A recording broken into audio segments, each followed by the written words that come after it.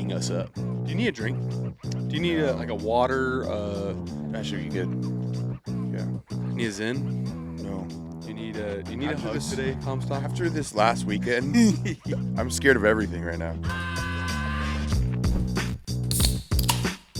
Chop wood, carry water. So talk to me about that. What was your weekend like? Cause I had a pretty hectic weekend myself, pretty fun one. Oh, I know you did. Oh, yeah. Especially with some of the Snapchats that I saw. Hey, we little small town, Easton, Maryland, didn't understand the hurricane of Fresno Bulldogs that were gonna come sideswipe through that little Waterman town. Beautiful place, tough to get to. We put our mouthpiece in for an overnight flight, early drive, hour and a half away from the airport, hour 20 really, over a bridge that'll make your asshole pucker. Like I actually like that kind of shit. It's over a river? It's kind of over. There's a big river. I think it's more of an ocean that feeds in. But it's big, big ass bridge. Yeah. Big Bay Bridge that goes over it. And I was one of the first to get there. We flew there at like, I don't know. I think overnight flight landed in DCA at like 9:45 in the morning. Hopped in our Uber or hopped in our rental car.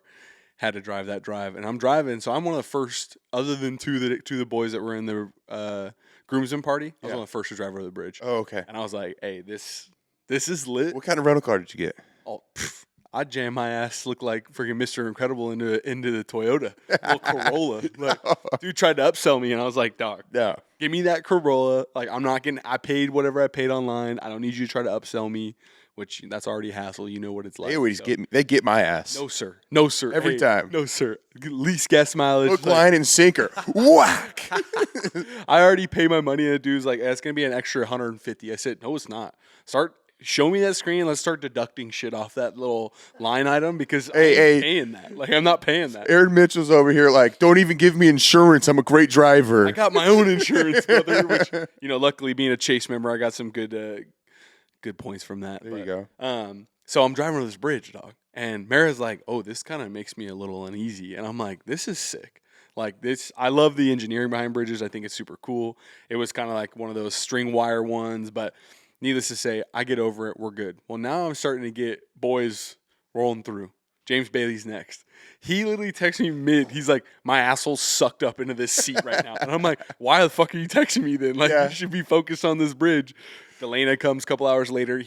They're doing construction on it, and it splits. Ooh. And he took the split lane where you're driving towards oncoming traffic instead of a one-way bridge. Yeah, I'm not doing that. Dog. It was, but, long story short, it was a good time. We got there. Easton, Maryland's a lovely town, but I got to give a shout out to the Brandley newlyweds, the Hendricksons. They definitely know how to throw a party. There was a lot of good people there, a lot of family. I'm really excited to see where they go, but I have to give them a shout out for this hat. Nice. We're at the reception, open bar, having a good time. Their wedding's a blast. My boy's getting down, and then they just whip some hats out, and both of them put them on, and I'm already like, hey, I need me one of those. You're like, if it's only those two hats, I'm gonna get one of them drunk and steal it. Well, the drunk part on them was already on their hands. They were already there. So I'm like, I might get me. And then Nikki comes around, and she had told us the night before. She's like, yeah, we were engaged for quite some time, which was like a year and a half. Come on, get my brother some slack. That's not that long. And she goes, items, merch, I was buying it all. Little koozies, 400 of them. Matchboxes, give me those. Like, so she whips the hat out, and I was like, and then she gave them away, and they made a request, like, make sure we had them on. So I was like, shout out to the Henderson, got their hat on. Yep, love it. Beautiful weekend, and I'm on the same page as you. I'm looking at some of these extracurriculars, like, might be time to cut those off with a sharp knife for a little bit. You know? Really, this rig isn't looking too hot as of late, and it's like, let's tighten some things down, see if we can get the rig to run a little better, a little more efficient. Yeah, I gotta go in the shop and then clean it up. Come on. I went on a freaking bender, and I told myself, you're not going on a bender. Don't do it. Don't do it. Don't do it. All of a sudden, Friday, me and 3 buddies, 70 beers, gone. Delete. 70? 70. What? What? Yes. That's 230 racks and an extra 12. Dude, it was a 30 rack, an 18, and a 12.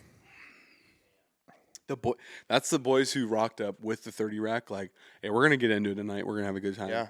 Deleted the 30 rack and was like, So Well, the problem is we need some more. we golfed, so we had beers on the course too. Those are sneaky beers, though. Yeah, Like because a you can sneaky 12 on the course is not that out of pocket. no, because you're like, okay, I'm buzzed, but it's been 4 hours, so you're like not conceptualizing that you already are drunk. Correct. So then you get to the pool and you're like, hey, we're gonna kill this 30 rack. Hey, hold on, you can't hide money. You heard that? We was at golfing, and then we got to the pool. Where was you at? At my apartment complex that I pay for. If I'm gonna pay for an apartment complex, I'm using the pool. All Get right, that access code. dude, you'll love it. How good. We'll cook some meat. How But good. then freaking obviously Derby the next day, which turned into another bender. Yeah, Were you dialed up on it? yeah, oh yeah. Because that's Saturday, right? That's Saturday. Saturday, wedding day, long day. But I was gonna get into that because I was laughing walking in the bar, watching people sweat their bets. Oh. As I'm trying to get a beer to wait for this wedding. Yeah. People are in there. Frank Delana's in there sweating his parlays on these horses, and I was laughing my ass off. Dude, I woke up 10:30, had to be there by 11:30 at the little event thing, and yeah, I was as soon as I woke up, I realized, ooh, I put myself in for a rough one today. Good So day. then I was like, all right, I got to have a cocktail or two to get me back going. Then I started looking. They call it the shampoo effect. Yeah. Like you want to get those in early, so you ignite kind of all that leftover Yeah. goodness from the night before. You know Like, that hey, I don't need know. I need that to burn, baby. I don't know if anybody else gets this feeling, but I get this like really warm, like sticky, disgusting feeling. And then it's like Disgusting brothers. disgusting, brother. Yeah. And it usually takes me like 2 or 3, maybe 4 drinks before that goes away. And it's like getting worse. It's like stadium noise. Ooh. You got your NCAA Vibler just. But I got past it, and then we had a great derby. I picked a decent horse, Okay. but we'll get Watched into it that. like at the house. Did you go to a bar for that? No, we were at the point. Okay. Yeah. Great. Ooh, they had been highlighting some cocktails. Yeah, they had Kinda a like bunch the whole of month cocktails. before, so Yeah. I'm sure you were in They there. had a ton of like specialty cocktails named after distinct things for the Kentucky Derby. It was fun.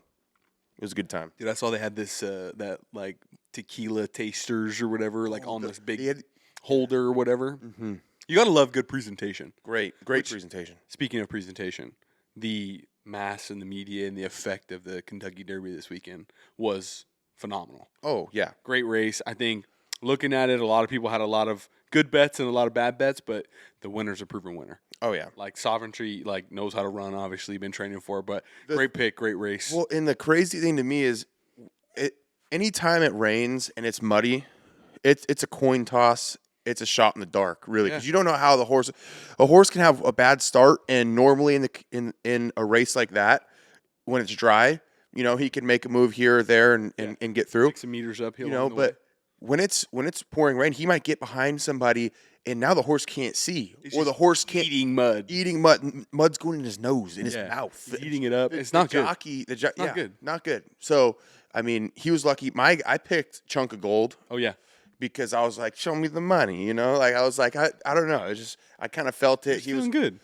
He looked good. He looked calm, looked poised, and I think the reason why I picked him is because he had good odds. So a small bet was going to make me some money. He didn't even come close, but he was in the top. He was in the top 4 or top 5 at one point, and that's all I cared about. That was my little hurrah. I was like, look at him go, and then he faded quick. Hey, sometimes it's like that, Oh, yeah. Like gun jumps out the gate good and moment too big, piss down your leg. Like Pissed down it his is leg. what it is. Hey, but he went from like 4th to 9th, like really real quick. fast. I did think that was wild. Obviously, like, walking into the hotel bar, I like look up and I'm like, yo, it's pissing rain. Like it's dumping, and like obviously it's meant to be a big sunny day event. Like everyone dresses for it to be this glorious day, and then when it starts pissing rain, like you got to take all that away and still understand like there's a big competition. Yeah. Like there's a huge amount of money and a big race on the line, and those horses still got to strap up. That jockey still got to get right. So it was very interesting to kind of see that and know like I wonder what it takes for a race like that to get called off. Well, so I looked it up. It's never been called off in the entirety of the Kentucky Derby. That's wild. Never. No, that's Not wild. once. COVID, they said we'll just move it to September. Fuck it. Don't worry, we're running. This race. There's things in motion that are like it was the 151st run of the Roses, so like 151 years of nonstop this event goes no Yeah. matter what. That's sick. We've talked about it time and time again on this podcast. Tradition and like the culture of that is so freaking cool. It's huge. Like it, I also think that's what keeps it alive. That's what Yeah. gives it that kind of like that heartbeat. Like fans Mm-hmm. and people involved in it, people that make the show run. Like And it watching, makes it more and make I'm sure sitting that's- there. I kind of got the chills right now because I saw this freaking video on X of the announcer announcing it, and he's like, has his mic and he has his binoculars, and he's like going through, and he's like announcing, and then he's like turning, and he's like, like you could see, like he feels like he's in the race as he's announcing this It's race. gotta be, dude. And then he's like, "Oh my gosh, sovereignty freaking does it!" But he's now no longer with the headset. He's running around the room. Like Yes. and when you hear that on, you hear it on TV. In my mind, I'm sitting there thinking like he's sitting down like this. Oh my gosh, no, he's he up. is. He's in He's it. running like the horses. Yes. And I think like that's the coolest part about sports to me too is think about legendary moments throughout the last 25 years in sports. Yes, the moment is massive. Barry Bonds hitting, a home run, the sovereignty winning that race, Tiger hitting, smoking a drive to win the Masters. Like all those things come with a really good announcer. Oh, yeah. That's at their top of their game that lives in that moment. Like I always go back and think about like the NFL, all those voices you hear in the NFL, like Sunday Night Football comes on, that chime plays, it's like the Pavlovian response. Yes. You hear it's Sunday Night Football, and you're like, yo, I'm dialed. Bruce No, Buffer. he's- It's It's time. literally like announcers and sports voices play such a crucial role in us remembering the story being told. Yes. And I think that's so fucking cool. Like you're sitting there miles and miles and miles away from Kentucky in the point in Fresno, Yeah. having a cocktail, trying to be in that moment, and that announcer gives you that. And Yes. it's like, yo, my piss is hot just fucking Yes. sitting here. Exactly. I don't even I got money on this race, but really this announcer, he got me, dog. Dude. Like, that's so cool. That's exactly what but that also, this is going to be a crazy weave into a controversial topic. But it's like sometimes makes me think of the set from Shane Gillis when he's like talking about, he's like when, African Americans first came in and started like really being good in sports, and he's like, "Meow." They used to have these stupid voices, "Meow," Shy Joe Bob, whatever. Freaking, he's a 40-year-old pitcher. Some would say he's the fastest man alive. And they're like, here comes whoever, Jackie Robinson. Holy shit, home run. And it's like, took away that stupid-ass voice. And like, the announcing like has changed so much through time. Yes. And I feel like before it was a very like proper, just tell you what it is. And now it's like, feel and live that moment. And that, I think like you go to a ball game, right? Like I haven't been to a lot of baseball games in a long time, but like you still have those old heads that go to the game and sit far enough away, and instead of listening to like the in arena announcer, Oh, they're listening to radio. got the radio headset on. Like they would rather listen pitch by the radio analyst, which is kind of on that same mark. Like Yeah. there's been a whole shift in it. Like I know exactly what you're talking about. Like you go back and watch Babe Ruth highlights. Like those announcers were like military instructors. Yeah. Like we got Babe Ruth up, and he's this tall, and he hits a home run. Like it just Yeah. kind of flows in that different monotone of voice to where now it's like, no, we want people on the edge of their seat miles away. We want everyone to feel this energy and vibe that's in the room and in the atmosphere. And it's another angle of like how much money's being spent, the growth of sports, the reach of sports that it has just on anything. Well, and I think too, like those announcers, they're so passionate about it. Like they know everything about it. It's They're dialed. sometimes when I'm watching a game and I see a guy, I'm like, I don't even know who that player is, and this guy just instantly doesn't even. He's probably not even looking at a sheet. He just literally knows. Have you seen? who that Have is. you seen? You know, like obviously we have so many cameras now, like in Yeah. professional sports. They'll like pan into the announcer's box. He's got a sidekick. Like he's got his boy next to him that's writing little stuff on sticky notes. Like Bro, as so- things are happening, dude's just feeding has- him information. You ever seen a rally car race? Yes. Where the dude literally has a guy that's like 45-degree angle Yep. turn Left in turn. He's like his track 3, master. 2, 1, hit it. They've ran the track a million times together, Yes. and he's literally like, okay, turn three's coming. Remember this boom, boom, breakdown, shift down. That like, there's a guy in the announcer booth that, as he's like, think about the dude in the Super Bowl when Cooper DeJean catches that pick, and he's running back and he's revving as he's about to score. There's a dude giving him more information. He's just like eating it up, and like I love that. Yes. Like, that to me, like that guy goes home and whatever his decompress mode is, you think he's sitting on the couch, got a little whiskey, and he's like, damn, that really got it today. Like, Yeah. I had it today. My piss was hot. Like, Hey, I was feeding him everything. yes. Shit was laying up nicely for me. But like that's just the beauty of it all. And I think looking at a horse race, same thing. Like you've been in the horse track, you've been there. Once that sound goes off, it's and then he's on. It's like a Yes. auctioneer Yes. who's just got he's in his Well, bag. and the best part is everybody else has the drinks flowing. So it's a whole environment, right? It's not just the announcer. It's not just the horses that are running amazing. correct. It's not just the jockey that's running this perfect race. It's the beers are flowing. The cocktails are flowing. The announcer's killing it. The trumpet guy's killing it. The horses are freaking fast. I just won a trifecta. Like that's what it's about. I'm going back to run it back again. Yes. Yes. No. And you know, sometimes you don't always win, and it might not have been the best day, but the thrill of when it all aligns. But Oh, the brother. beers are still flowing. Beers are The still- cocktails are still going. Yes. The announcer's still hitting. Like that's the whole point. Like you take some, you lose some, you win some. Yes. But at the same time, as long as the vibe's lined up the right way, that's what it's like being a lunch pail guy. Oh, You yeah. gotta show up and just bring the vibe in whatever room on you now. walk into. Oh, yeah. But talking about vibe, speaking of vibe, just recently announced, NFL announces that the Washington, D.C. Capitol Mall will be holding the 2027 NFL Draft. And already, you know, they get into big, you know, surveying and all that to figure out, like, can a place hold it? Obviously, the draft being in Green Bay, you know, got a couple cheeseheads over here. I don't want to, you know, hurt their feelings or anything, but there's a lot of talk of, like, is there enough people in this place for it to look filled? Right. And then you go to having it in a place like Washington, D.C., where you're like, there's going to be over 1 million attendees. Imagine that. Like, what? I just came back from the Capitol Mall. I just went and saw all those. Oh, you were just there. We were just there. Obviously, Okay. come back from Easton, Maryland, flew through DCA. So we had Nice. a day to kind of go through, you know, DC and kind of Nice. went to the oldest bar in DC, went Yeah. and saw the monuments, all that. But, like, I'm looking at that going, like, holy shit. Like, that's a lot of Wait. action. You went to the first bar in DC. Mm. I want to go to the first bar. Like, I want to go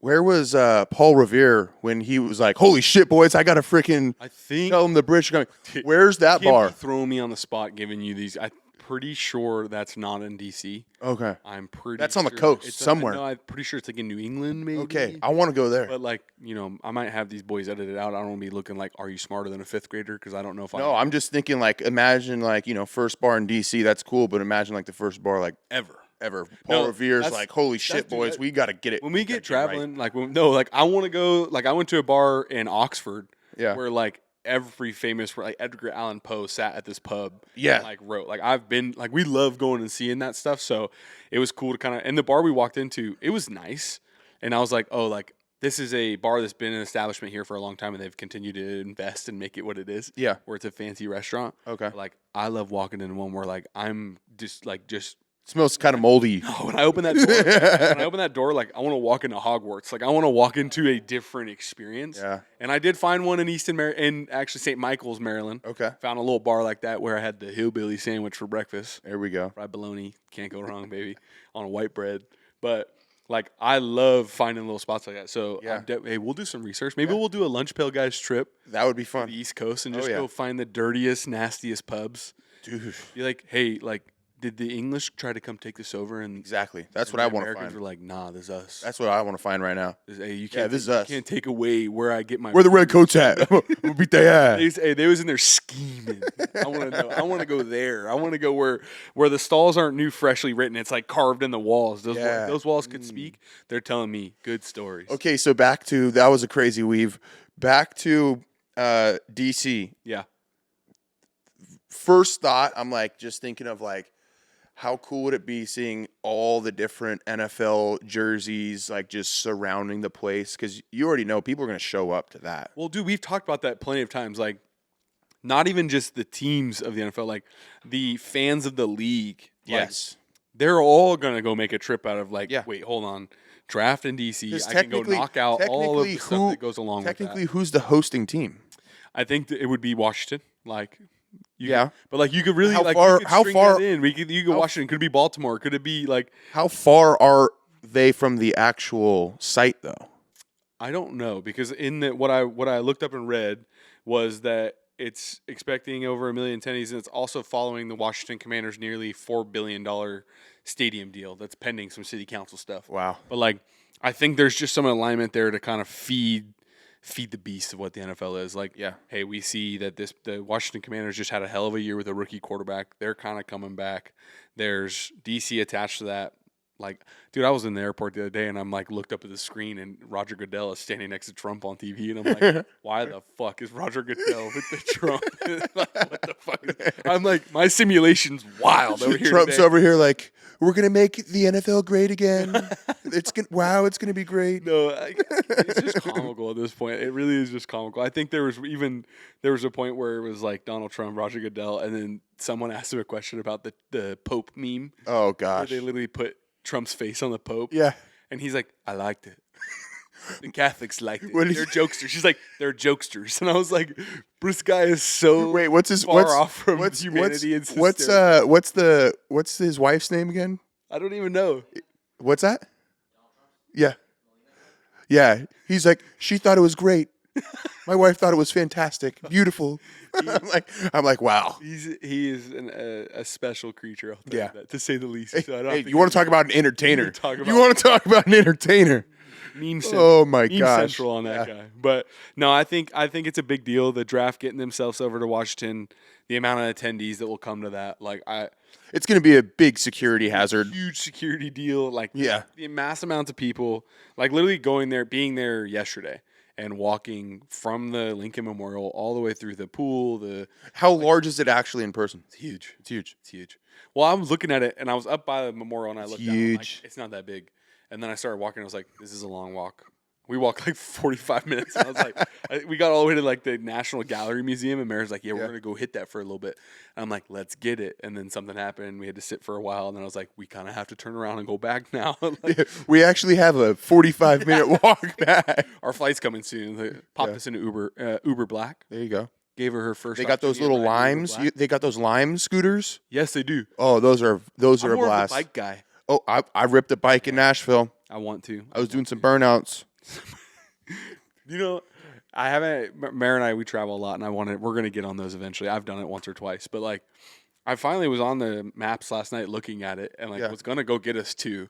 And then I started to look at it, and I was like, oh, it's not that expensive. It's like 15 cents a minute, Yeah. which is all good. But then you start looking at all the extra fees they can add for like your ability to put that thing back in the right place, and it goes all the way up to like $35 for bad placement. So like.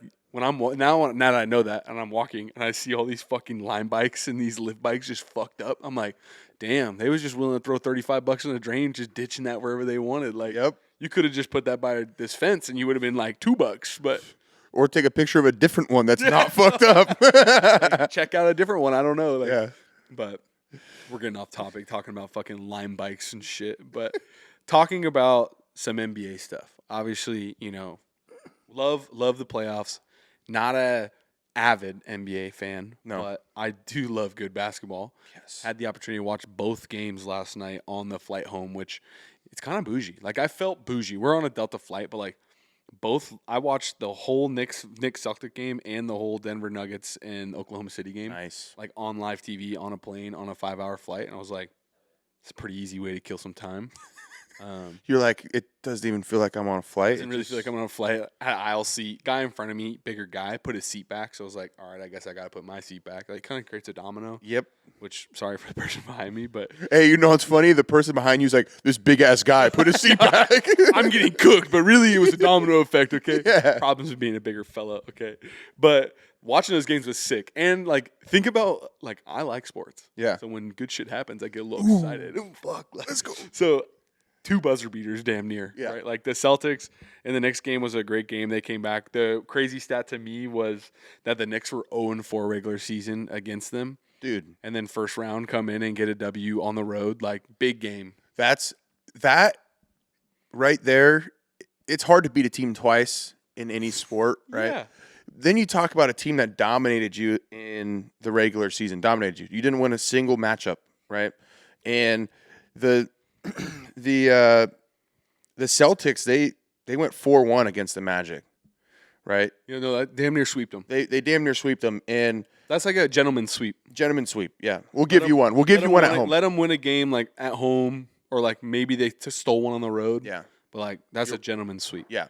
But the crazy thing is the Cavs, both the Cavs and the Thunder, right, swept their teams. Looked really, really, really good. Yeah, Had a lot of time off, and then now they go out and they get beat in the first two games of the second round. Pacers lead the series 1-0. They play tonight, which is Pacers Cavaliers, and then It actually just started. The Cavs are up, and then we got game 1 of the Golden State Warriors and Minnesota Timberwolves. Yeah. I think for me that's one of the series to watch. I think whoever wins that, it's going to be a long series. Yeah, I don't think either team's gonna. I think it's gonna be 7 games. Whoever wins that has a pretty good op at getting to the championship. Yeah, and potentially being the NBA finalists. Yeah.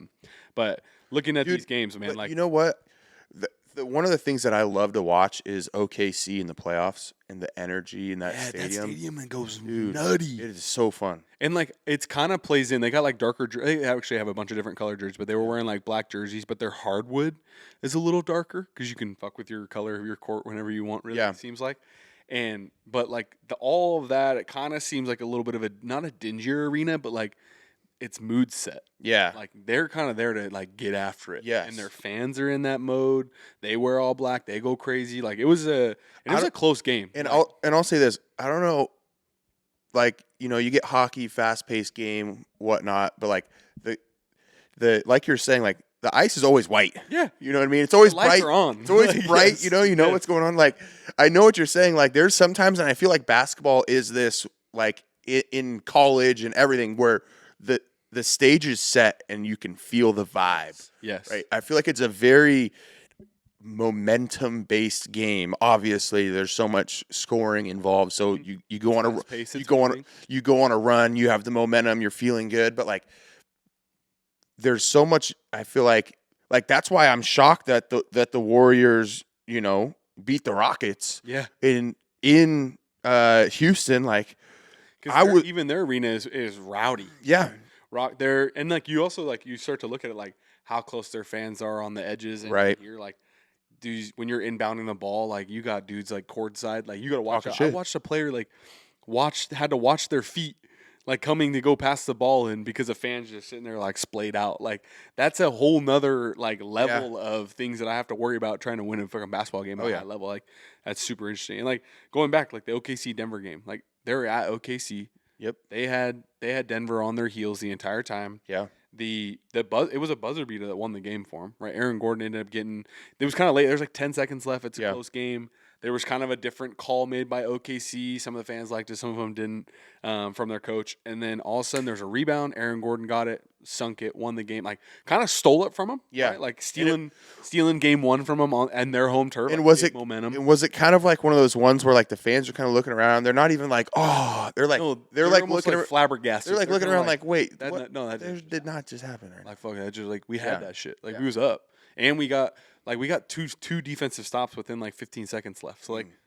You would think like I got this in the bag, but 2 really good games, man. Looking at the Knicks and the Celtics and the Denver Nuggets and Oklahoma City Thunder, like lots of talent on the court. Yeah, got to watch a lot of good basketball. It kind of excites me to kind of see where the rest of this playoff picture goes. Yeah, looking forward, obviously, like I got to give flowers where flowers is due. Like Jalen Brunson, that dude's a dog.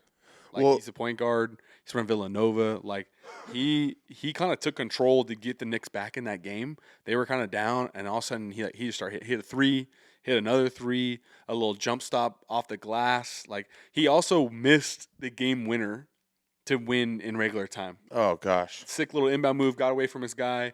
Little stop jump off the glass, missed it. Time expires. They go to overtime. They still win it. But like he was probably in the whole 4 quarter. He was in that and kept him in that game. It was a motor for him. It was cool. Yeah, no, that's what's fun when you get to watch like an NBA playoff game where a guy's just like his flow. Bro. It is, but like I feel like it has to do with like just like their will to win. Yeah, like he's like, I'm not fucking losing this. Not losing this. I'm in this game. And basketball is one where you could totally see that happening. Correct. You can you can You see zoom out. It's truly like the game where his meter starts getting hot. Yep. He hit he hit a nice contested three in the corner, or kind of like more towards the middle court. Yeah. And I kind of saw it. Like, he hit some swag with it, backed up, and was like, "Oh, give me the pill." Yep. And now he was inbounding the ball a little different, attacking his defender a little more up court. Yeah. Like, you can see it kind of like. And if you were to have a overhead view that's like zoomed out, and you were to just be watching like from a distance, you could see him literally moving at a different speed and a different pace things are than the unfolding other. faster. Yes.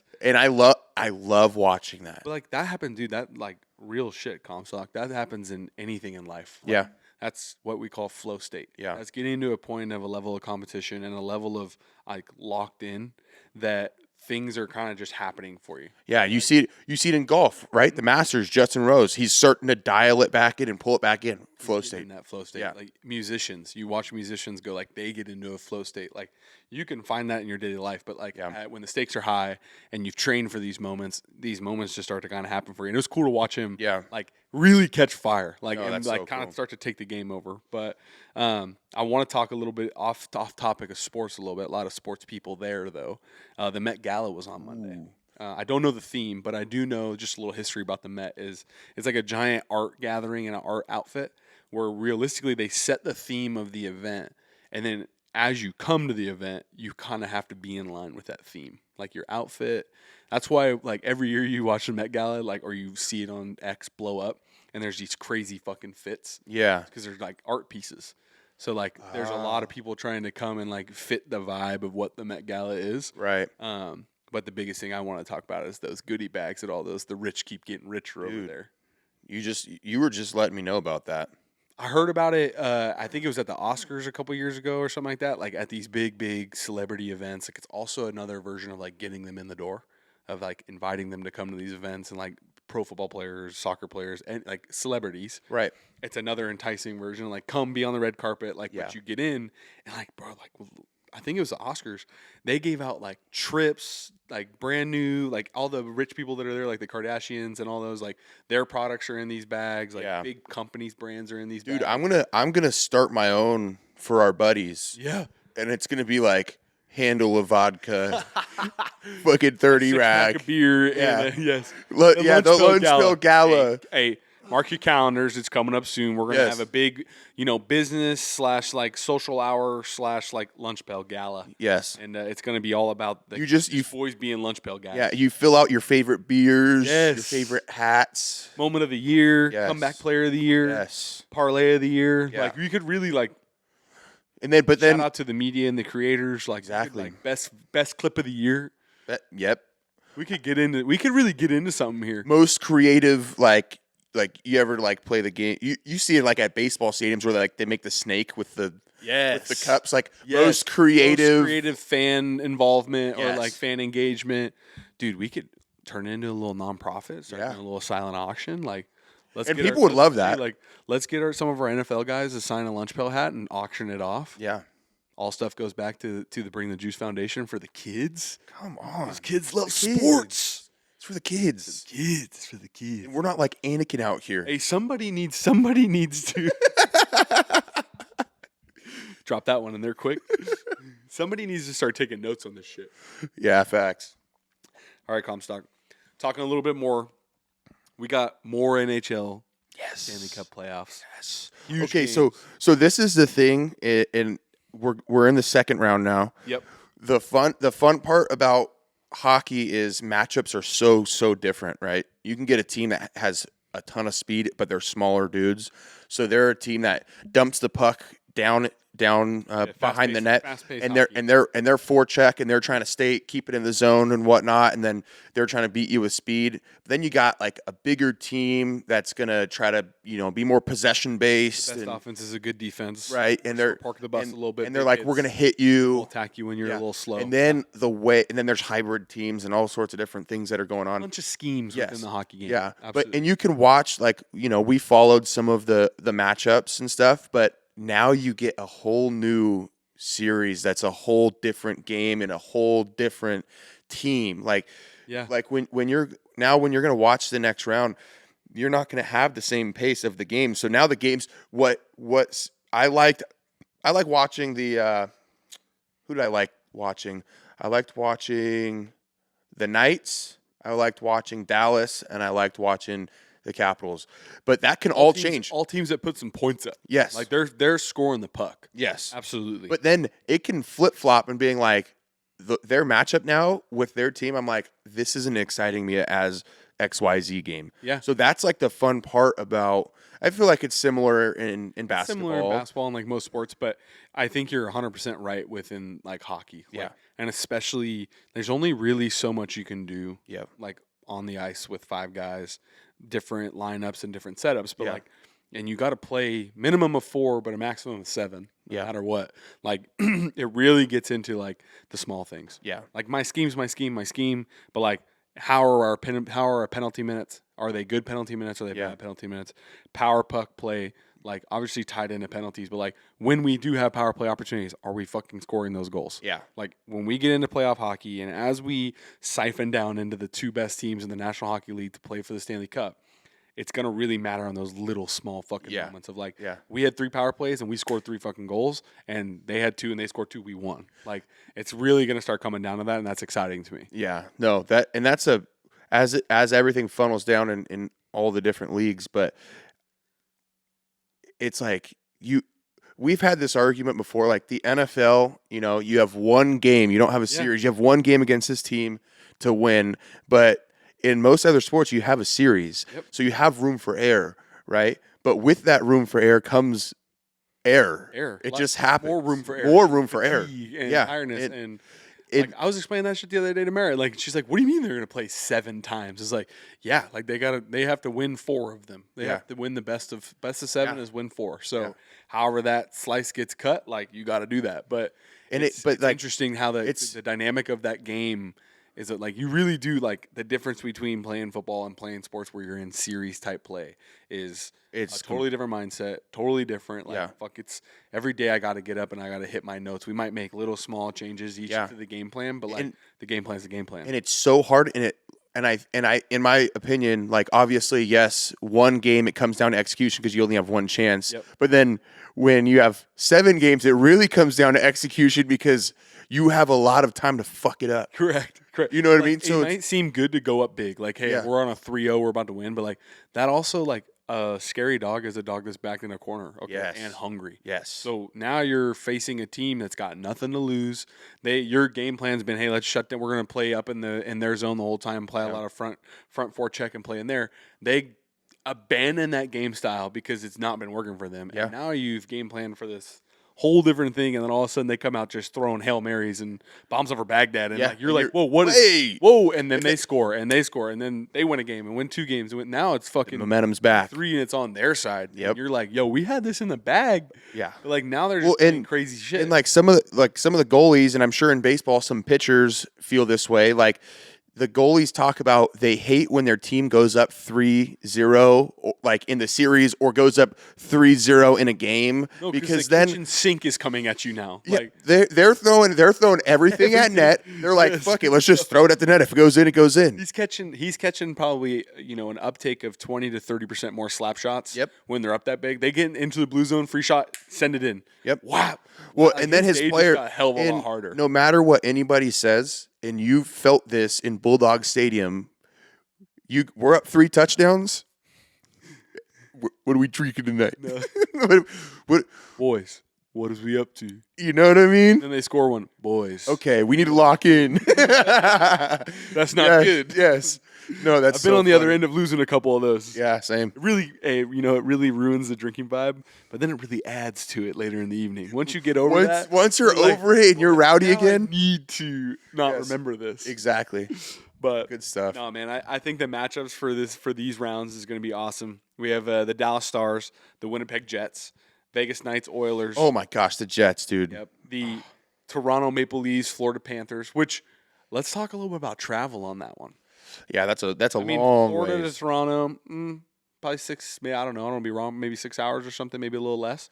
But like I think that's long travel day for them. Settling in, playing big games, and then obviously the last series is we got the Ovechkin and crew versus the Carolina. Come on. So, I think out of those 4 that I'm really excited to watch.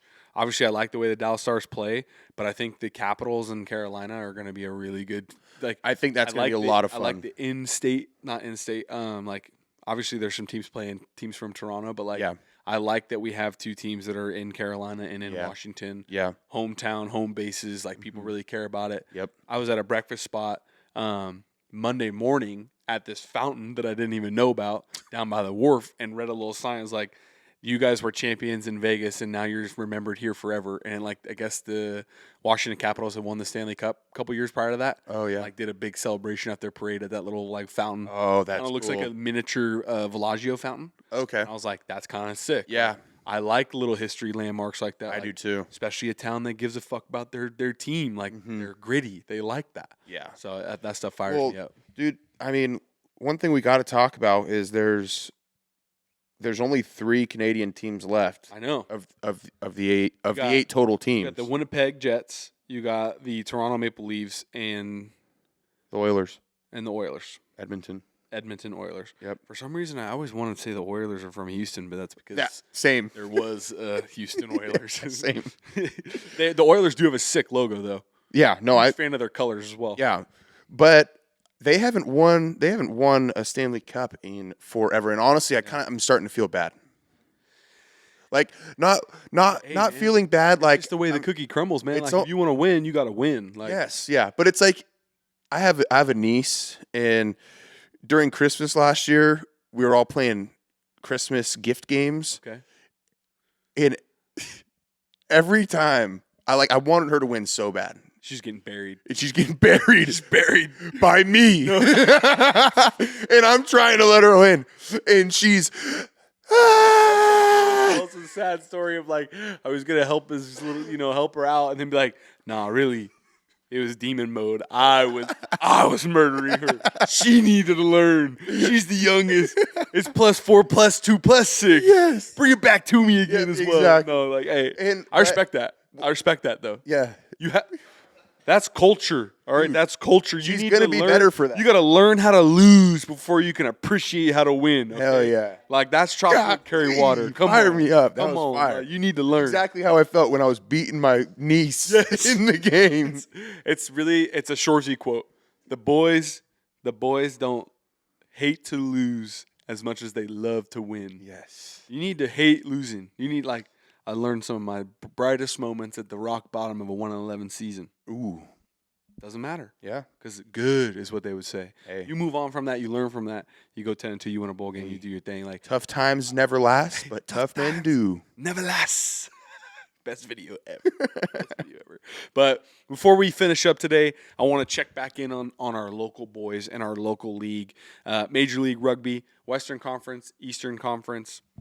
Big moves this last weekend. I love it. Some really tough games. I think there was a weird kind of scheduling thing this year in the MLR where they sprinkled in some midweek games because they're trying to give. I think everyone gets a two buys no matter what, but with the team and the structure of it, there's probably 6 or 7 like Wednesday night or Tuesday night games. Okay, which if I play Tuesday, I still play on Saturday or Sunday that following week. Like. Yeah. I'm playing 2 games in that week, essentially. Yeah. Okay.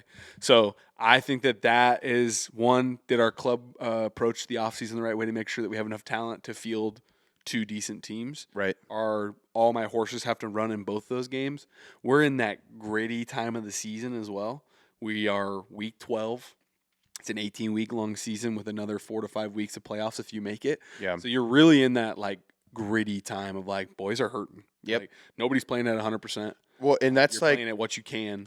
like a lot of I think even I'm 1 year out of athletics, and I'm sitting here watching my boys play, and I'm like, what the hell is he doing? Mm-hmm. And I come to find out, he's playing on a high ankle sprain. Yeah, like your body's just beat up. Like Yeah. we all know, like you take wear and tear over the season, but like once you start having more rugby games on the body of practice and all that, like it does start to get on you, right? Yeah. And it's different than a lot of sports. I will say that little niggles and things like you're still body on body. Then you can put a little suit on, but like even at practice, you're still hitting body on body contact, just like you're in football. But like it just gets on you. But you're seeing some shift. I think early on in the season, you had a lot of success out of San Diego and Houston. They kind of got shot out of a cannon and won 4 or 5 games in a row. Nice. Not a lot of losses.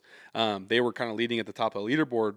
But since last week 12, Utah jumped from third up to first at the table now with 41 points. San Diego sitting right behind them at 38, Houston at 37. So you're seeing good change there. I think you're going to continue to kind of look at that. Again, top 3 teams move on, right? So that Houston and then LA sitting probably a game behind at 30, sitting at 30 points. Like you're going to see Getting competitive. It's going to get really competitive. These matches are going to really start being meaningful, which is what I like about being on a point system is your last kind of block of games, about 6 weeks long. It's really crazy. It's fucking gritty. Like it's like we could really like tough out a draw. Well, yeah, because still score 3 points because they lost and like jump somebody. It never closes a person out, right? It's like somebody could be sitting in fifth with 39 points and fourth and third are at like 40 and 41. Yeah. Like that's still achievable to make that jump in like a last game. Yeah. You bonus point try someone, they get their ass blown out and you score 5 points, they score 1, you'd make that jump on them. Yeah. So it gets really kind of gritty there at the end, and which is what I love about getting closer to playoff rugby. Yeah, no, I love that. Dude, okay, so I don't know how much more you want to talk. Do you have anything else you want to talk? Just talk a little bit about the Eastern Conference. Okay, yeah, let's hear it. One of the biggest jumps from the Eastern Conference is the DC team, which we played at home in DC on Sunday. They were in fifth. They just won and jumped all the way up to third. So now you can see just in that little jump where they jump a 27-28, jump to 30. New England, who's been a perennial front runner on the East Coast, they're sitting at 40 points, sitting at first. They've won it 2 years in a row or a year before. So hopefully they stay in it. Chicago's still in the fight, but real excited to kind of see. One highlight I want to make about the MLR conference is our good old boys out there in Charlotte, North Carolina. They've been a part of the league for 2 years. It's more of a developmental squad. Okay. Big thing about American rugby is they want to get more players in it. They want more players, more reps, more time, more minutes. So they put this development team together, which implements right into the league. They have yet to find a win. They've been in the league for 2 years. They haven't found a win in 2 years. Yes. So last year they went 0-16. This year they're 0-11. It's actually kind of wild. There was 2 years ago the Miami team entered and did the same thing. Dallas Jackals a year before that entered did the same exact thing because the talent disparity is just tough. Playing a lot of young guys versus teams that have money and have invested. So I want to give a shout out to those boys. Keep chopping wood. Absolutely. Keep carrying water. That win's gonna come. They're getting real close. They're scoring points, but they need to get a win under their belt. I would love to be able to shout those boys out and get them a win. You know what?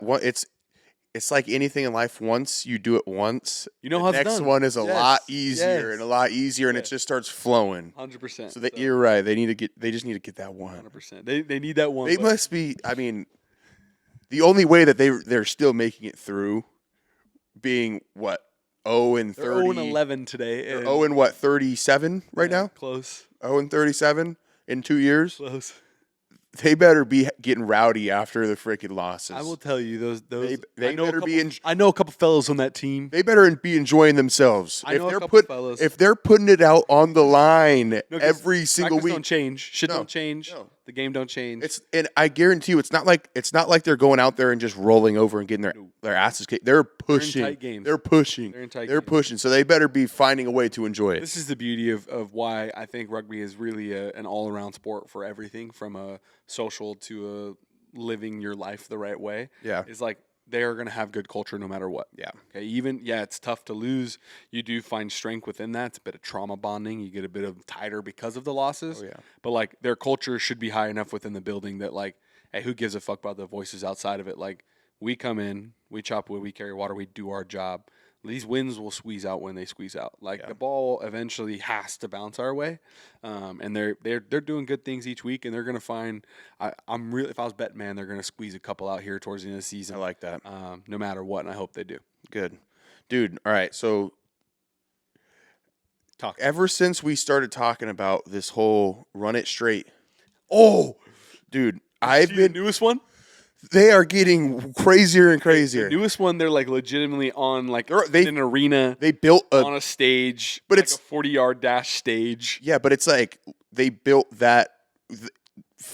It's AstroTurf. Yes. It's fake turf. Yes. That they built for this. It's a runway. It is So I've gotten that sent to me now like 15 times. Good. So Hey, whoever is hey, watching that's this, culture building of the game, right? whoever's there, baby. watching That's this, what I'm talking about. That's what I'm talking about. I think we need people to start sending us the shit that they want us to talk about. I like that. And let's hear. I need 2 or 3 clips a week that people want us to have a chat about. Yes. Yes. And let's break it down. Let's see if it's good. If you send us a shitty clip, we're gonna talk shit.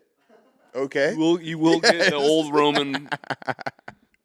Exactly. No, Comstock, that last one, the dude that got, I think he died. Like, I think he saw his god for a couple minutes, and everyone like ran over to like see if he was good. And he was literally like, that's a big fella too, Dude. Like that's These a big guys, fella. what people- And he took it like right in the clavicle. Like, I think his heart stopped for a second. He literally was laying there just. Yeah, they had to hit him with a defibrillator. Guy with the white gloves came up like, we're gonna have to get dirty real quick. Like, I think this guy shit himself. Bro, no. Okay, have you seen the video? I don't know where this video is going around, but it's this German Shepherd that like latched onto this little tiny like little small poodle looking thing. Oh, that's sad, but So it's a ragdoll fest. dude, so this and I think it's in like a foreign country. What's on your feed, bro? Dude, You watching dog fighting? you don't want to know. Hey, shout out, shout out Michael Vick. Hey, that's great. Let that guy. Hey, let him breathe. All right, he did his time. He loves the dogs. He do his time, but He loves the dogs. so this freaking German Shepherd latches onto this little tiny dog, and it's like this old lady's dog, and it's so sad. And this guy comes running over and starts sticking his finger in the dog's asshole to try to get it to let go of the dog. What? Okay. Yeah. First of all, Comstock, we should have had like a no pause in there. I think the added hand movement and the gesture. Like, how many times did you watch the video? I need to get that question out first. Second, like that dude's in fight or flight mode. Yeah. He sees some crazy shit going on over there, and in the split second of running over, he goes, "I'm gonna put my finger in that dog's ass." Dude, the best part is That is insane behavior. He could have chop tackle rolled that dog, got him out of there. Could have punted him. did something. I'm not but saying somebody it's okay to know. punt a dog, but like This is the worst part. Another dude was holding the dog up, was like trying to get the dog off. He comes and just sneaks it. Doesn't even, wild video. Comstock is answering my question. He watched this video at least 10 times. Well, no, I had to watch it. I had to watch it twice. Because the first time I didn't. I don't even want to ask the question that's in my brain, so I'm not gonna. But that is insane. So I'm watching this video, so I go to the comments, right? And I watch the video. It's a deathbed in there. I go to the comments, and they're like, just like, I can't believe, like, nobody tried harder, whatever, like in the comments. And then I saw this comment under that comment that said, what do you mean nobody tried that hard? Somebody stuck their finger in this dog's ass. So then I was like, wait, hold up. What did this guy just say? And I looked and I realized, the first time I watched it, I didn't realize that. It was till the second time that I realized, oh my gosh, this guy. You didn't see the sneak. No, I didn't see the sneak. All I was looking at was the mouth. Giant German Shepherd ragdolling this poodle. Dude. Yeah, wild video. What a Comstock. We need to clean your feet up a little bit. Yeah, but like we were saying, this guy's got German Shepherds and dude's finger and assholes on his feet. Like, I don't know about what's on your feet. Somebody probably sent it to me, so keep sending us crazy Who's shit. That? Hey, who's sending him these things? Don't send me anything. Keep my DMs out of your DMs. I don't need that, bro. So guys, send us these crazy clips. Wow. That's some like Rob Deerdeck status. Like, Rob would have had his boy like rewind like 3 times. Exactly. That is insane. So again, working on a new little segment. Send us the clips you want us to talk about. Please keep German Shepherds and dudes that want to put their fingers up their asses. Yeah. Off of our DM channels, okay? Man, I'm really starting to regret bringing that up. You know, Comstock, they always say, like, no media is bad media. Yeah, that's true. It wasn't me. You might get cooked. There's like, it's like plausible deniability. What am I going to get cooked for? I didn't put my finger in the dog's ass. Guilty by association, brother. No, guilty by association. 10 times. He watched it 10 times, okay? Once he realized that he was down in the threads and said, wait a second. Oh, I got to scroll back up to see. Like, I wouldn't have gone back to see when he go, hey, dude did everything he could to put his finger in his ass. Comstock's like, well, I got to go watch that now. It was Why not just go, nah, I'm good. I can go to the next video. His ass would have been like, I know your ass. Look, that's why you're laughing so hard. You're trying to take the high road right here. I'm not You gonna would've- count myself like that. You would have been like, fuck. All right, I got to see this one time at least. No, that's insane. That's insane. But Kami, today, neutral location. Yes. Thanks for showing up. Thanks for having me, For man. the boys showing out and making sure it looks like Hey. a great time. Come on, Tap in. If consistency. you can look over my left or my right shoulder, there's some hats on that table. You guys better tap in. We're going to be doing a little shout out here, a little giveaway soon. Like, subscribe, share our videos, and always remember, chop wood, carry water. Chop wood, carry water.